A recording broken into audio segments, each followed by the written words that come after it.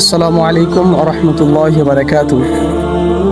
আজকে মুনাফিক কাদেরকে বলে এই বিষয়ে কিছু আলোচনা করব।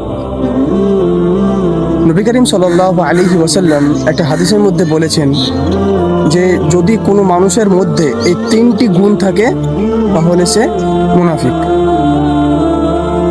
একটা গুণ হলো যখন সে কথা বলবে তখন সে মিথ্যা কথা বলবে, আর যখন তার কাছে কোনো জিনিস রাখা হবে তখন সে ওই জিনিসটার খেয়ানত করবে, মানে ওই জিনিসটাকে নষ্ট করে দেবে কিংবা অন্য কিছু করবে। আরেকটা, যখন সে ওয়াদা করবে কোনো মানুষের কাছে তখন সে ওয়াদা ভঙ্গ করবে। তো আমাদেরকে একটা জিনিস চিন্তা করতে হবে যে এই যে তিনটে গুণ আপনাদের সামনে আলোচনা করলাম, এই তিনটা গুণ কি আমাদের মধ্যে রয়েছে? এটা আমাদেরকে দেখতে হবে। যদি আমাদের মধ্যে এই তিনটে গুণ থাকে তাহলে আমরা কিন্তু মুনাফিকের দলে চলে যেতে পারি। আল্লাহ তাআলা আমাদের সকলকে এই তিনটা গুণ থেকে বেঁচে থাকার তৌফিক দান করুক। আমিন। আসসালামু আলাইকুম।